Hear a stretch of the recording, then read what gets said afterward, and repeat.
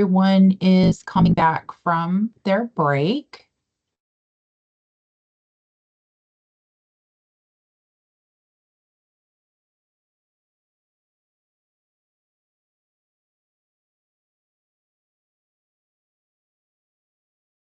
As a reminder, please make sure you're on mute in case you have any background noise happening in your office during the presentation.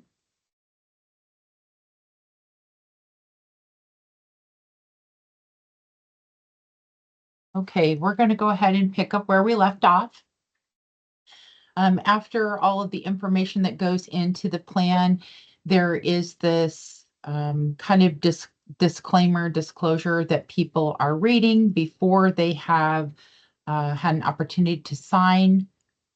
And it is noting that they have collaborated on this. They're going to contact their case manager if there's any difficulties. They're going to submit copies of credentials and licenses. If they'd like to make adjustments to the plan, then they will work with their case managers and re-sign a new plan or an updated plan. And they are understanding the expectation to maintain contact throughout the duration of the plan as well as the follow-up. And then there's a spot for the participant to sign and date and the case manager to sign and date. So keep in mind, funding for things should not be expended until an ISS is signed by both parties. All right. ISS continued cost-based services cannot take place until the ISS is signed and dated by both the participant and the case manager. Whenever there are major changes to a plan, an update to the ISS must occur. That includes the participant and the case manager signing and dating, and a new ISS service line must be entered each time there is an update. So we don't alter the original service line, we add a new one. The end date of your ISS service line should be the date that you signed the ISS. So your youth signs it first, then you sign it. That is the end date of that service every time.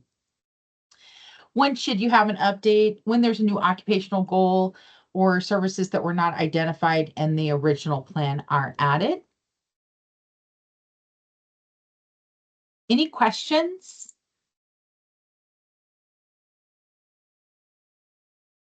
Okay, Leslie, you're watching the chat. Okay. We are going to move forward to our next slide deck. And we're going to do a program application review. I'm going to ask, so I'm not consistently switching screens so folks can follow along, that they open their copy of the slide deck that Jay sent yesterday and open the definitions, which is this, whoops, I got to open that outside of here first. Sorry about that. Please stand by.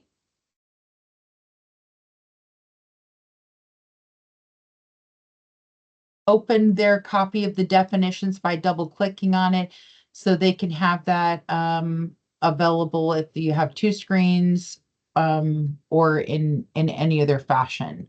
And I will try to do my best to have this available on the screen as we're going through as well. Find a good size for that.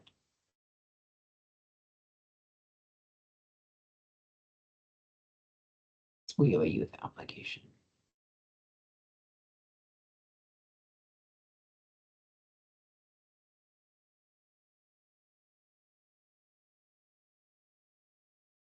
My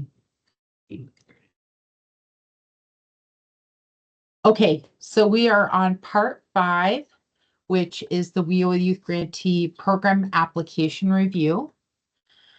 We're going to look at both the application and the definitions, and we're going to cross-check data validation and eligibility documents with the application, make necessary changes, and provide a copy back to the participant.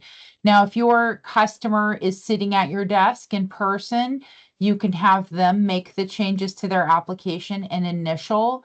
If they're not there with you, if they've emailed this to you or dropped it off and you're reviewing it now, you can make the changes, and then you would need to have some kind of chain of custody that it went back to them, such as an email with that document that said, I made the following changes and here's why. So the reason this often happens is because they're filling out an application that we're collecting information that the federal government decided we would collect. And sometimes the youth doesn't understand what something means, and so they'll mark something inadvertently or not mark something because they don't understand. And so sometimes we have to assist them in making adjustments to the application.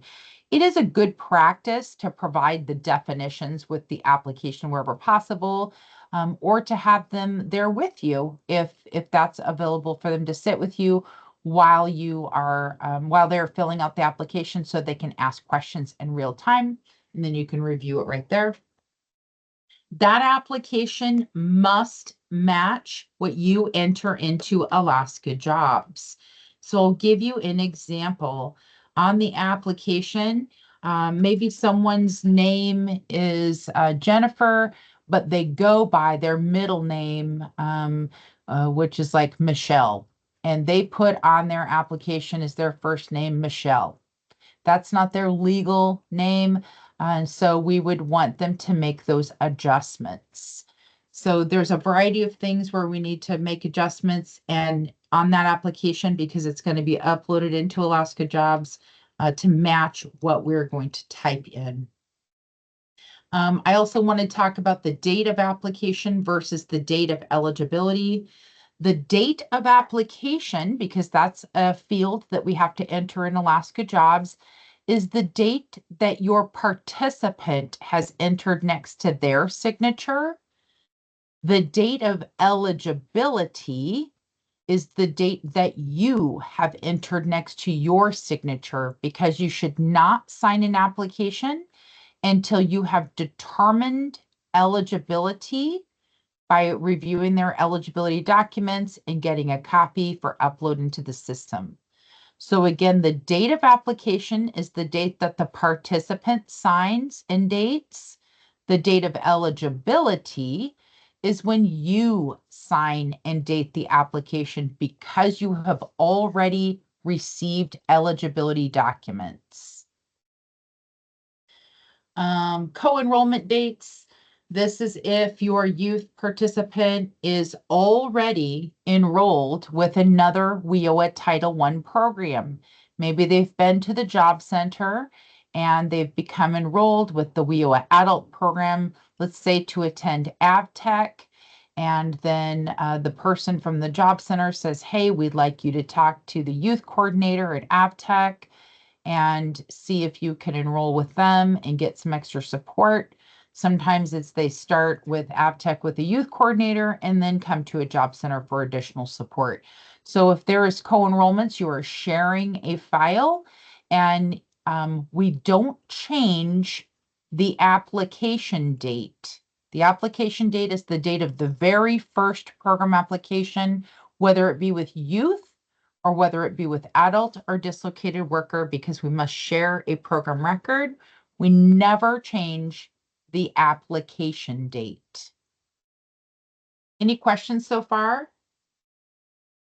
All right, let's go ahead and take a look at that youth application.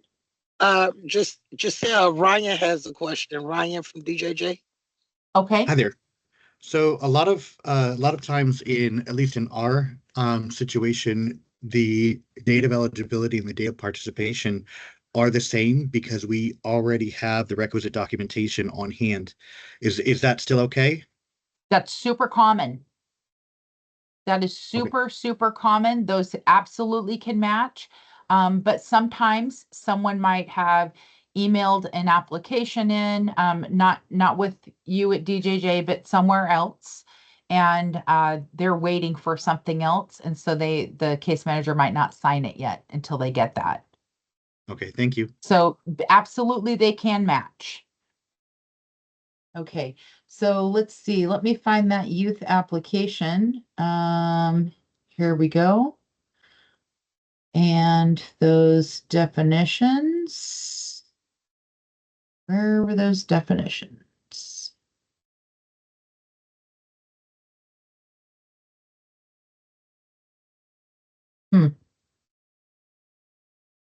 Did I close mine?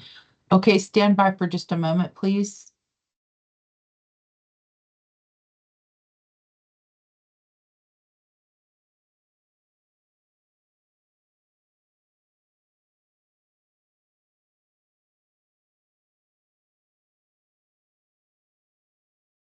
Okay.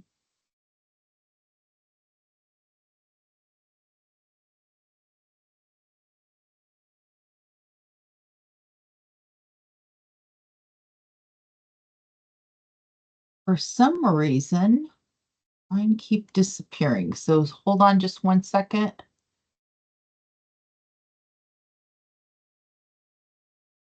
All right, here we go. All right.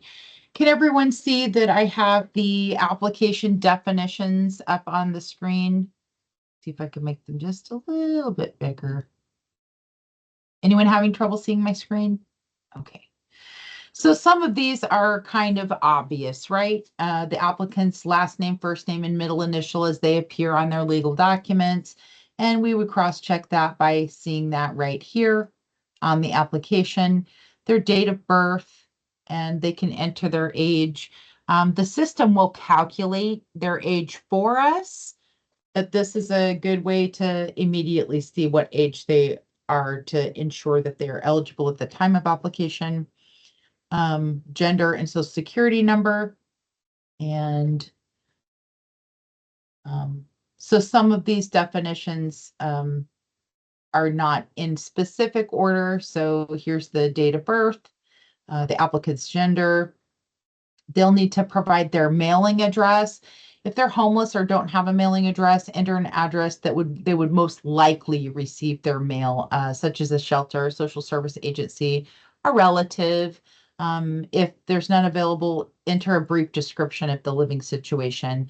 So when you get into the section of Alaska Jobs to enter that, you will not be able to just enter some information about their living situation. It will actually require some type of a mailing address. You can also advise your youth to go to the post office and sign up for general delivery. I think you can do that for 30 days at a time if they're unable to then secure another mailing address. The physical address is this is where they physically live or directions to there if it's a rural area. Sometimes it's milepost 5 on a road. If there is none available, you can enter a brief description, but it will be a little bit tricky to put that as data into the system. You could write homeless encampment in general area and then put the zip code. But sometimes Alaska Jobs will give you kind of a warning and say that's not a verified address, but you should still be able to move forward. If they have a main phone or a cell phone, this is most of the time is only going to be a cell phone. Most people only use a cell phone much of the time anymore versus having a home phone, but they might also not have a phone and they might be using a friend's phone or be able to say where a message could be left for them. Their email address, if they don't have one, you should help them set one up. And as Leslie mentioned the other day, we want it to be appropriate and not have anything that would indicate otherwise. A permanent contact, this is what we're trying to find is someone that they're not living with that would be a permanent contact, because if we lose touch with them, sometimes we need someone else. But if they do live with them and that's what they have, that's fine. This can be an in-state or out-of-state contact. It could be a friend, a relative. It could be their pastor. It could be anyone that they believe they will always have a way to get in touch with them. All right, I'm going to pop back over to the application. So we've talked about these things here. And this is the name and address of someone who does not live with you, but sometimes the case is they only do have someone that they live with. And maybe it's their parent or another relative or a close friend. If that's what it is, that is what it is. But the goal is to find someone who is, if we lost track of them, that someone else elsewhere would know how to get in touch with them. Shouldn't We the have words race. permanent contact be on there then instead of someone who does not live with you? I will leave that up to Leslie. This is her program's application. So she can make any adjustments. So maybe send her an email with any suggestions that you have for the application for her to consider. Okay. Race and ethnicity, this can be not provided, or any or all of the selections that they wish to check. So my suggestion would be that say check all that apply for this one, because we want people to know that they can check all that they would like, and they are self-identifying this. We are not going to tell them, I happen to know that you're Alaska Native, and make them check it. They get to self-identify, but at least one box must be checked, which is also why not provided is available. So they may say, I do not wish to disclose this information. This information is not used to screen anyone in or out of the program. This is for statistical purposes. However, I will say, when someone checks Native Hawaiian or other Pacific Islander, sometimes that does show up later in our program application when we're doing entry that says that that it may be considered a barrier, according to the federal regulations, what they believe may be a barrier. Doesn't mean that it's a barrier for the person. That's a federal thing that they say. What we have seen is these people may be experiencing a barrier to employment. And then there's other information. We want to know if they're an Alaska resident, yes or no to Hispanic or Latino. If they are a veteran, it says that they could see page 3, table A, as well as individual with a disability, see page 3, table B. And we're just going to go right back to these definitions. And this is another thing, if you give them these definitions, they can see for race and ethnicity that they can select all that apply. Veteran status, this clearly lets them know what it means to be a veteran. So they must have served in the active U.S. military for at least 1 day to be a veteran, and that is the active U.S. military. They must have been discharged or released from such service under conditions other than dishonorable, or because of a service-connected disability, or as a member of a reserve component under an order to active duty. Active service includes full-time federal service and the National Guard or Reserve component. The definition of active service does not include full-time duty performed strictly for training purposes, such as that which is often referred to as weekend or annual training, nor does it include full-time active duty performed by National Guard personnel, who are mobilized by state rather than federal authority. State mobilizations usually occur in response to events such as natural disasters. And then it goes on to talk about the different types of veterans when they see that section. And we will get back to that on the application, but I'm going to go through just a few of these first. Campaign veteran, this is someone who served in active military duty in the U.S. Armed Forces during a war or a campaign or expedition. The basic period of service for Vietnam era veterans, which you guys won't need to worry about because you guys are serving youth, was between August 5th, 64 and May 7th, 75. Other campaigns may qualify if they were awarded a specific campaign or expeditionary medal. Disabled veterans, this is yes, if an applicant is a veteran entitled to compensation regardless of their rating, including 0% for a disability under laws administered by the Department of Veteran Affairs or who was discharged or released from active duty because of a service-connected disability. Veterans with a special disability, this is, yes, special disabled if they are rated 30% or more by the Department of Veterans Affairs, or at 10 or 20% for a serious employment disability. I want to pitch to you right now, if you have a veteran and they have a disability, I would like you to strongly remember that they should go to a job center to get additional assistance from their folks that are specially trained to help with veterans. So they have a position called DVAP. And that person works with Disabled Veterans Outreach Program with the Jobs for State grant. These folks are specially trained. They are, I believe, always veterans themselves. And so they can create kind of a kinship there and then work in conjunction with your programs. So you guys can work together and collaboratively, and that veteran may be able to get additional services that they may see as a piece that's valuable towards them just because of their veteran status.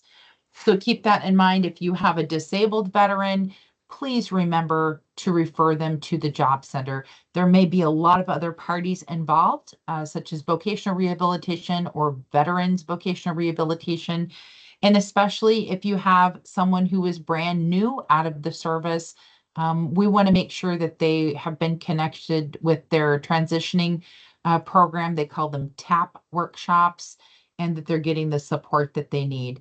There's also a specialized person in Anchorage at their business unit that assists their providing services to employers that are outreaching for jobs for veterans. There's quite a few services that could be assisted with that, including Hilton Honors, which is a program through Hilton Hotels Corporation that can assist them with housing by providing them points when they need to travel for some kind of an interview or job-related things so they can get the job or attempt to get a job. So there's a ton of stuff available for our veterans, and we want to make sure that we're connecting them with our partners while we're also working with them. Recently separated veteran, this is someone that is within 48 months after discharge or release from the U.S. military, naval, or air service. So they're basically within 4 years of their discharge. They're still considered recently separated. Transitioning service members, these are the folks that if they're on active military duty, including their separation leave with the U.S. Armed Forces within 24 months of retirement, or 12 months of separation from the armed forces.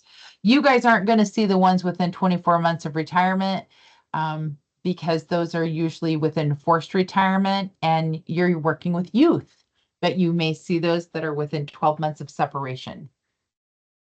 A TAP workshop is the Transition Assistance Program. They provide job search assistance to separating and retiring military members and their spouses. The workshops are conducted by professionally trained staff who teach members how to write resumes, cover letters, interview techniques, and job search techniques. So some of those folks that are leaving service have attended TAP workshops, and they will be able to indicate that. They will be aware if they have gone to a TAP workshop. All right, let's come on back over to our application. We're under the enrollment information. And folks get to answer these questions here. English language learner, that's someone who English is not their first language and or that they are living in a household or community area where English is not the primary language spoken. So this doesn't mean that they are not doing well in English, but English is their first language, but that they struggle with a disability or learning disability or something. That has nothing to do with it. It has to do with they are an English language learner because English is not their first language. Basic skills deficiency, it looks like you guys are doing a TABE assessment according to this. So that would be a yes or no on that if they came up to be deficient. Homeless individual, runaway individual. So they're going to be attesting to these things, saying yes or no, but sometimes you might need a source document for your data validation. And sometimes that includes self-attestation, which this application would be because they're going to sign and date it. Currently in foster care, not in foster care, or aged out. That's a check one, basically. Out of home placement, yes or no. Ex-offender, yes or no. Incarcerated at program entry, yes or no. Pregnant or parenting youth, that's a yes or no. Cultural barriers, that's yes or no. That's someone who possesses different ideas or thoughts around work, or ways of doing things that may interfere with their ability to work, and carry out their employment activities. School dropout, individual with a disability, and needs additional assistance to finish school or a job. It seems like we have an individual with a disability up here too. Okay, so let's pop over back to our definitions. Okay, so here we have English language proficiency, and we talked about that. That's English language learner. Selective service, we've talked about that this is for males who have turned 18 but have not yet turned 26, and they are required to register. This can affect a variety of federal programs. So we want to encourage our youth to get registered. It could affect their ability to get a Pell Grant, among other things that are administered or funded by the federal government. So please get them to register, and provide that proof. You can go on to sss.gov and help them along the way, or to verify their registration. Females are exempt. And I just want to let you know this, you can go to sss.gov and do a number of searches and read a bunch of information. I want to make sure everyone understands selective service requirements by the federal government are for all of those that were male at birth. So that is important to know. You can find that information on their website. If someone was born a biological male, they are required to register regardless of their status at the time of their program entry with you. So these are pieces that you will definitely want to pay attention to. Citizenship status, we will go back to our application and look at that in a moment. I'm trying to get to some of these and see if the barriers are listed. Here we have individual with a disability. This is an applicant who has a physical or mental impairment that substantially limits one or more major life activities, or an individual that has a record of such impairment is regarded to have such an impairment. An individual with a disability means an individual with a disability as defined by Section 3 of the Americans with Disability Act of 1990. And you can see that citation there if you want to look up anything further. Usually people will simply know if they fit into the disability category. We don't get to tell them. So if someone comes in and they are in a chair, we don't get to tell them you have to select disabled. They get to decide. They also would need to tell us their type of disability, but they could also say, I choose not to tell you what type of disability I have. So that's where the case management piece comes in, where we want to build rapport and help them understand that the reason we would be asking is to ensure that we're giving the proper referrals and needs that they may have to be successful. Homeless, this is an individual, adult or youth that lacks a fixed, regular, adequate nighttime residence. This definition includes any individual who has a primary nighttime residence that is publicly or privately operated shelter for temporary accommodation, an institution providing temporary residence for a location intended to be institutionalized, or a public or private place not designated for or ordinarily used as regular sleeping accommodation for human beings. All right, we're going to pop back over to our application. So we've talked about our barriers. Let's look at some additional information on this side. U.S. citizen, if that's a no, page 3, table C. Registered with Selective Service, yes or no. If they're under 18, they cannot register.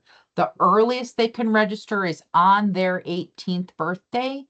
And if they have turned 26, they cannot register. So keep that in mind. Exempt from Selective Service, and in that case, that would be someone who is a female, or you can look at the site to determine if there are any other appropriate exemptions for youth.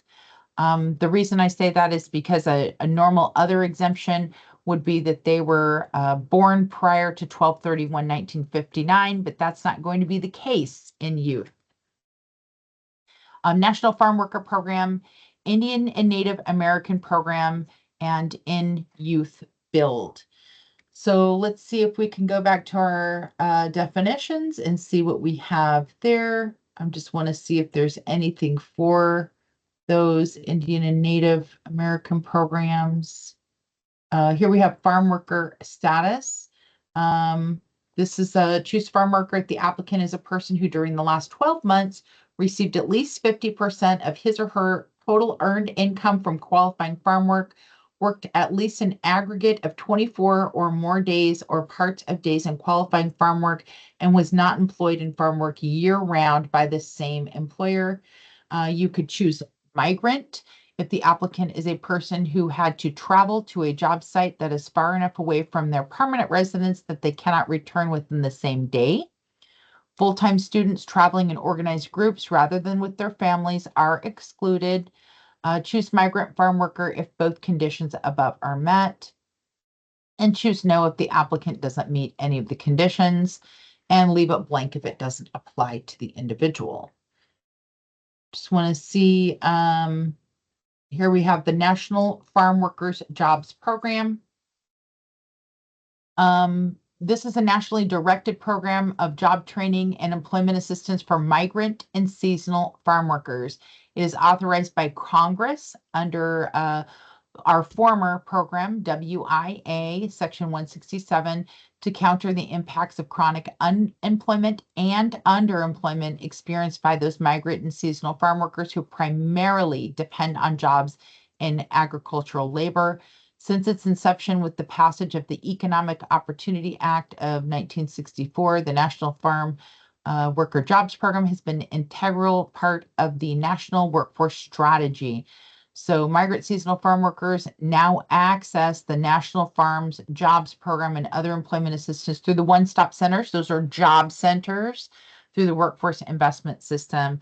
I'll encourage you to do a little bit of research on that and see how aquaculture is involved in that for Alaska. We don't see a lot of the farm worker pieces in Alaska or migrant farm worker pieces in Alaska. There's some farming we see primarily in the Matsu Valley and those types of places. There's also some flower farms on the Kenai Peninsula, and up in Fairbanks has some farming, but a lot of times it's not migrant. So I'll encourage you to do some additional research on that so you have a very clear understanding of how you may or may not see that in Alaska. I have rarely seen it in Alaska in my 25 years, but that doesn't mean that it doesn't happen. Indian and Native American programs. So this is kind of important because sometimes you might have an Alaska Native or an American Indian that is part of a tribe, and they might be doing something with their tribe, and it could be that they're part of a youth group there, or that they get some assistance there through their tribal organization for any number of things, but that doesn't necessarily mean that you check yes on this application. Indian and Native American Workforce Investment Act, Section 166 grantees and the Department of Labor have this vision for providing quality employment. So this is for those folks that are getting services through one of the WIOA grantees under Section 166, which you can look up their annual grantees. There are a number of them in Alaska and throughout the lower 48.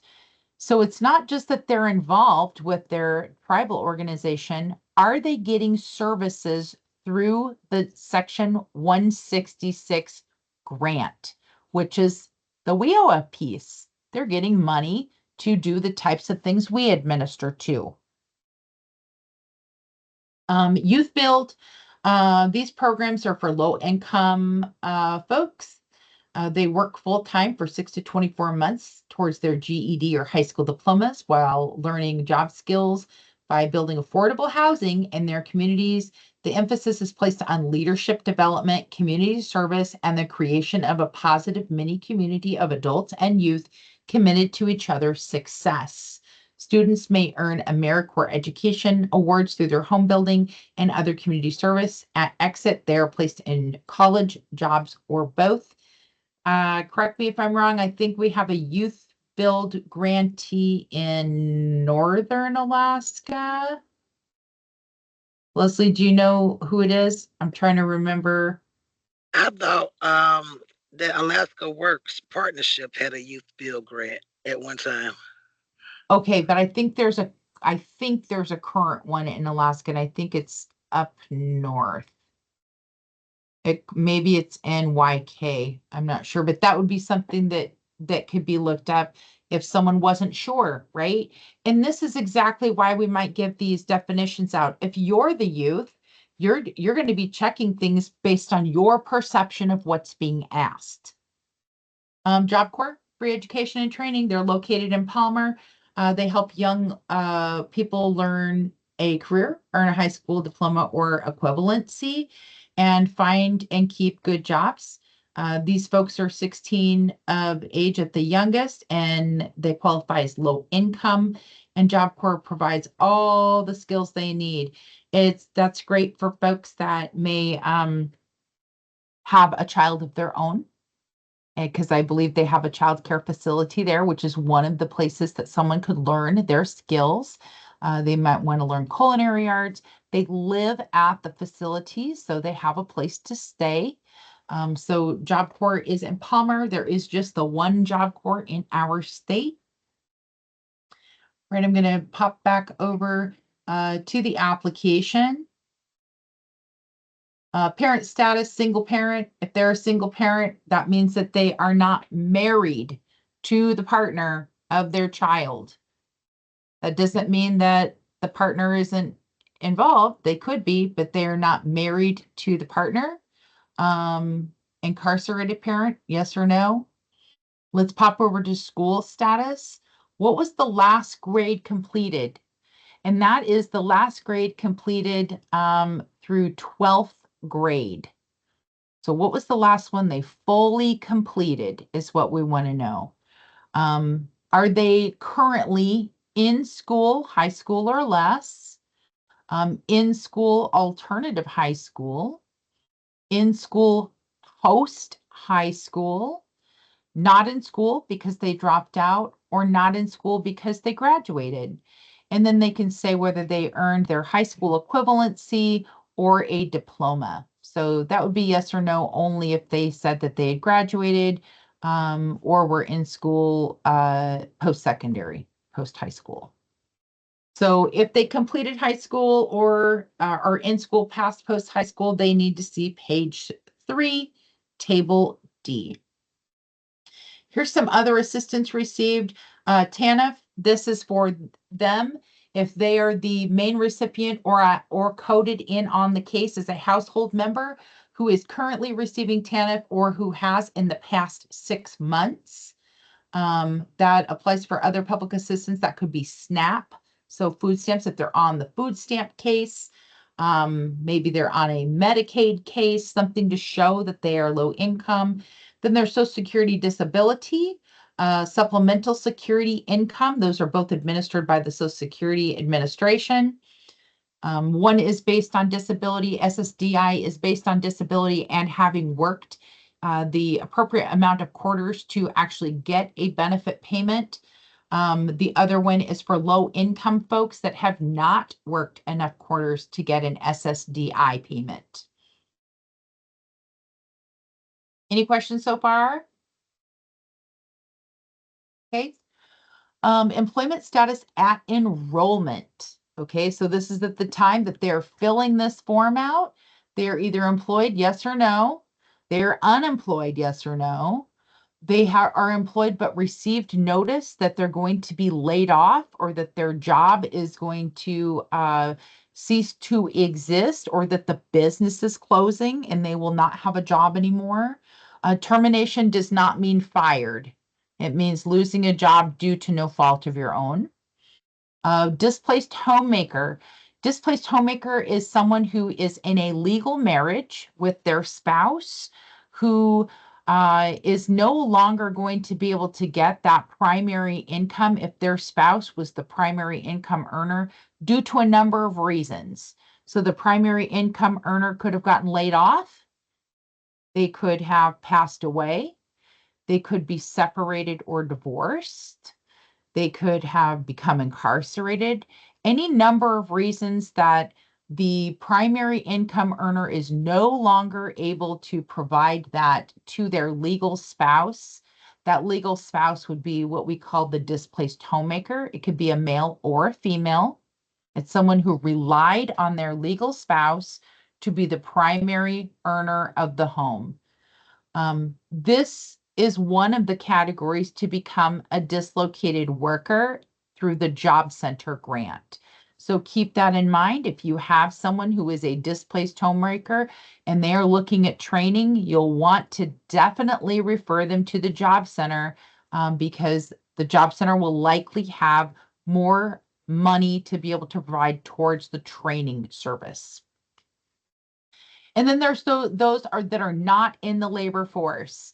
Those are folks that could be incarcerated or that are not looking for work. Maybe they have a disability, so they're not currently looking for work because they need to have some skills training or some other supports before they could even consider looking for work. Or they may have never worked. Yeah, that's correct. They are not in the labor force and that they're also not looking. So employment, unemployment insurance, are they a claimant? If they are a claimant, were they referred by the RESEA program, which is the Reemployment Services program that happens at the job centers. That program is something that if you are a claimant for unemployment insurance selects you for an appointment and you're required to appear at the job center for your appointment, which you must schedule with them. And they do an interview, have you fill out a form for assessment and try to determine any resources they can refer you to help you get employed quickly again. As well as they review your resume, your job seeking skills, and they may decide that what would benefit you would be an interview workshop. So they'll come together and find out what services would benefit them. And then there's a claimant, that's someone who is getting unemployment that is not referred by the RESEA program. So they're not working with the RESEA program. Then there's the claimant that is exempt from work search.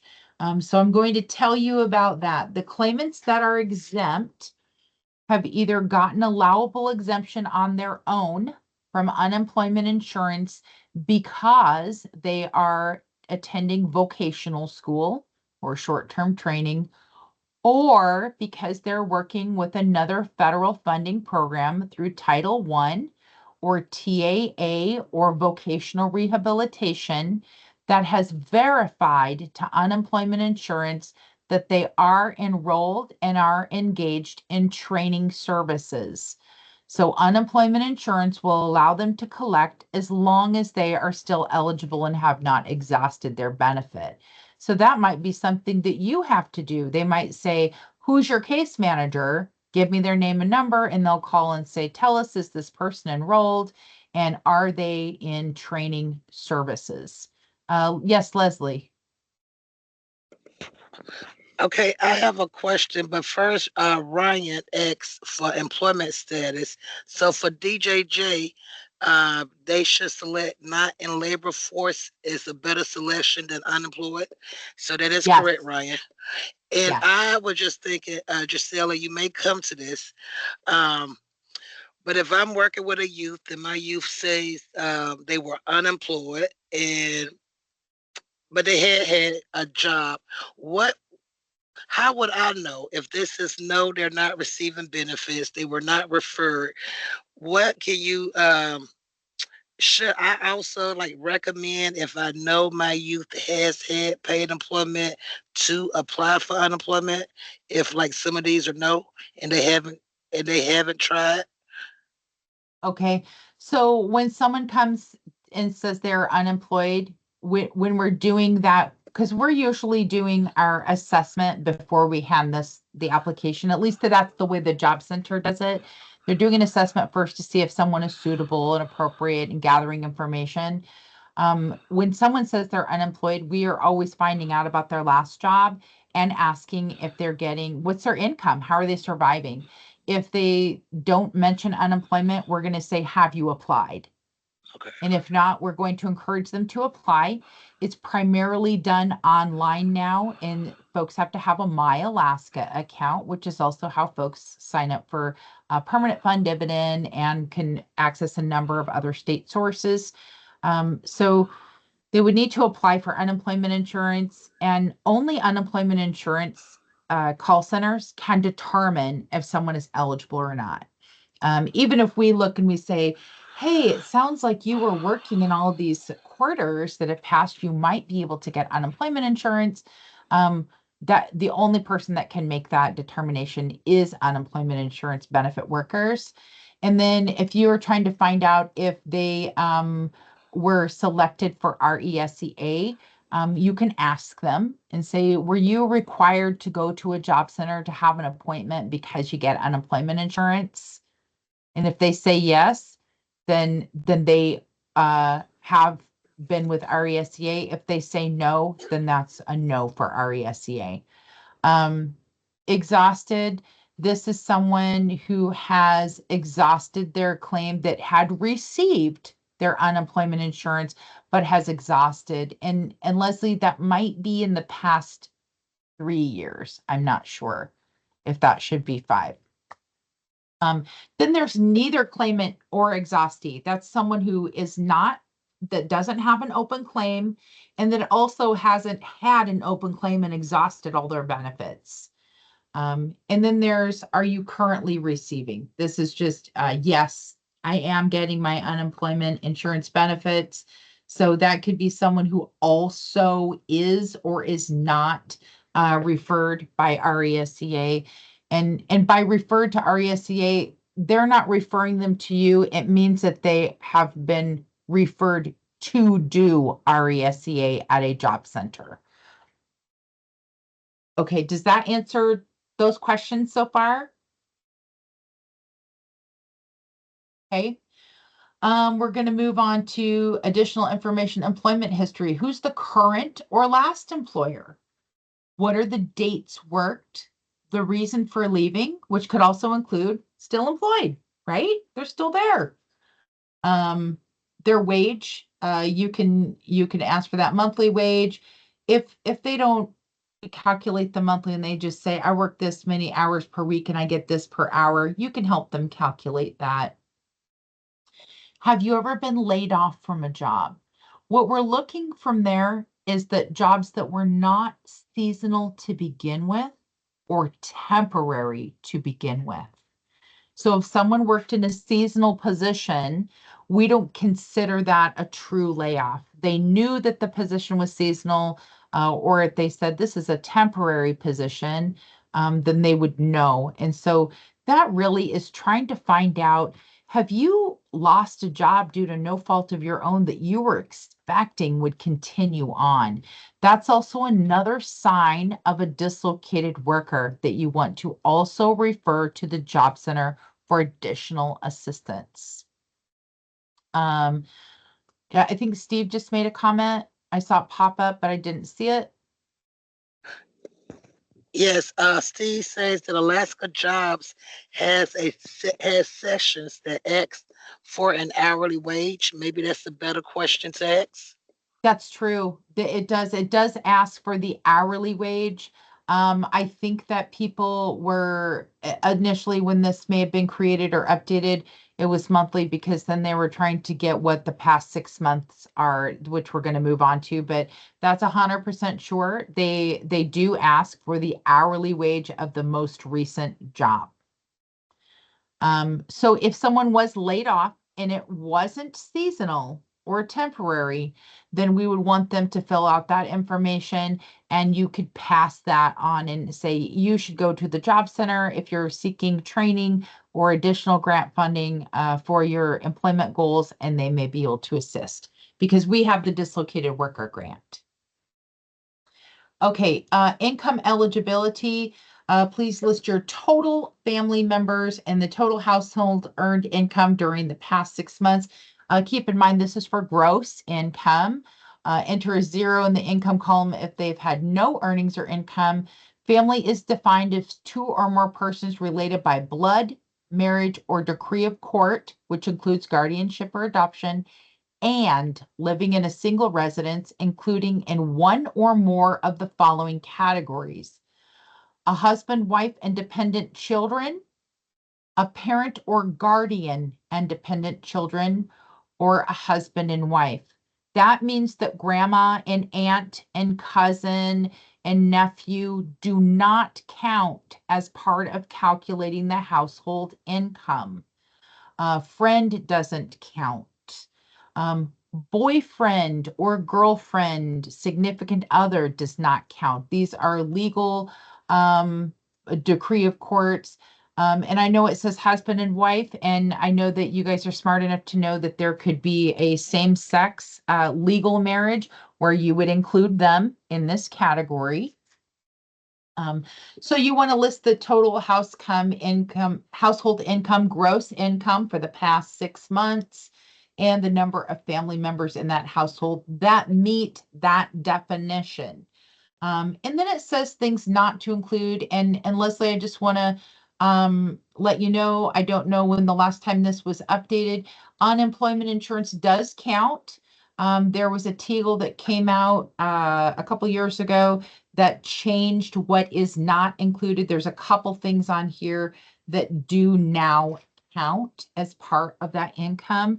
And so please seek that out. I could probably send you a copy. It's based on the state policy of what does and doesn't count for income. It's a pretty big list of what doesn't count, things that I'm sure some of us had not even heard of before. And then there's a note here that is making sure that folks are looking at the LLSIL for income determination. That's available on the website whenever you pull it up.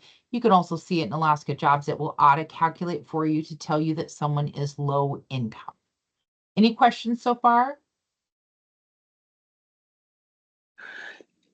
Giselle, you mentioned in the beginning, like for data validation, and you also mentioned like if we're updating information, you gave some steps to make sure that it's all aligned. I have and I'm assuming the same thing. Like if I see a young person completed application, if they have, let's say, whatever figure, 50,000 in here, uh, the application in Alaska Jobs, that 50,000 should be in there as well, right? That whatever they put for their household income, should they match? I have It seen has where to those are match. different. Okay. It absolutely has to match. And this is a good point that you brought up, that when we need to help someone adjust their application, it's usually this part, the income, because people are guessing. And then we say, hey, let's get some verification of that income, especially if they're right on the edge of being low income or not. We say, hey, we'd like to see your parents' bank statement showing their income from their employment, or their payroll statement, or check stubs, those types of things. We need to gather that and then make sure it's accurate for what's put on there. If you're going to let them self-attest to that piece, then you need to make sure it matches. Everything that's on this application must match what you put in Alaska Jobs. That's why you must adjust the paper application where necessary, and ensure that either the customer is adjusting it, initialing it, or if you're helping them to adjust it, that you have a chain of custody showing that you sent them that application back and the reasons why adjustments were made. And that would need to go through email. So you would see that you sent it back to them, notifying them. I see I have a 5-minute warning. Yes, Go and ahead. Jessica from Excel have a question. She says, if we have students in from a village, they're still in high school, they are not in the labor force, and they do not know their household income, how do we handle this under income eligibility? So if they are not living under the same single residence, I would count them independently. They're not living at home while they're living somewhere else. Is that accurate?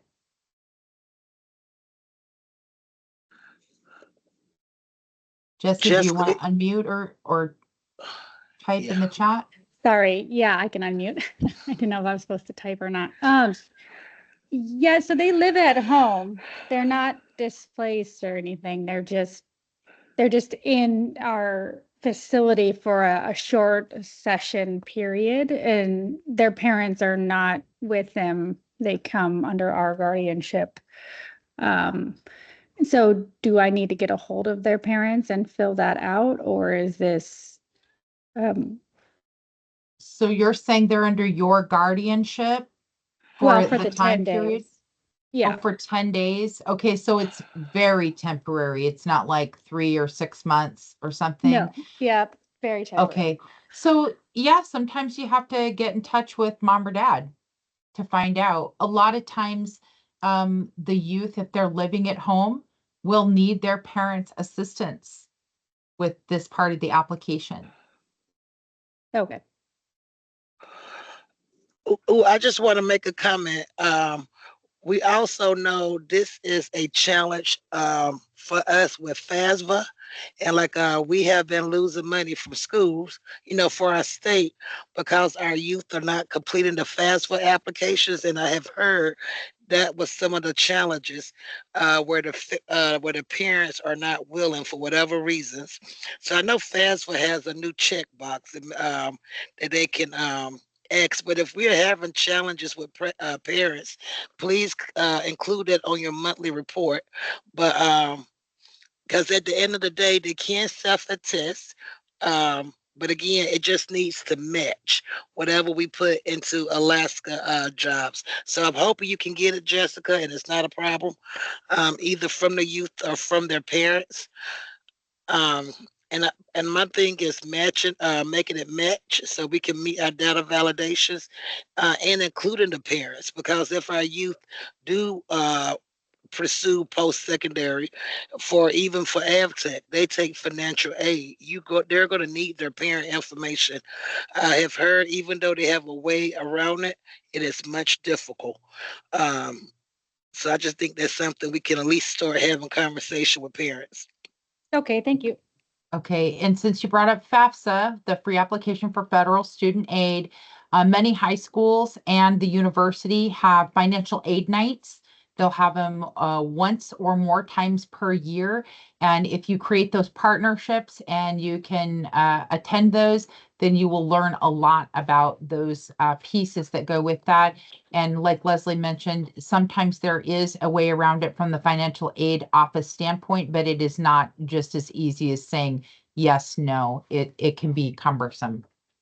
Okay, we only have another minute left, so I'm gonna go ahead and end on this page. So we'll know that we're gonna start on page 3 when we meet. I believe we're meeting again on Thursday. I apologize that we are splitting one of these pieces, but the application does sometimes take some time to get through. In the meantime, please continue reviewing the definitions that were provided through that slide deck. And Jay will be sending out a replacement slide deck for the one that we went through earlier, number 4, that has just some little minor updates where we changed some of the lingo and some of the information.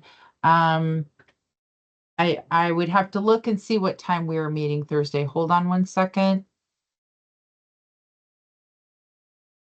Believe it's on Thursday. Looks like Thursday at 9 a.m. is our session. Okay. Leslie, you can go ahead and stop your recording and we'll end today's meeting and I'll see everyone on Thursday.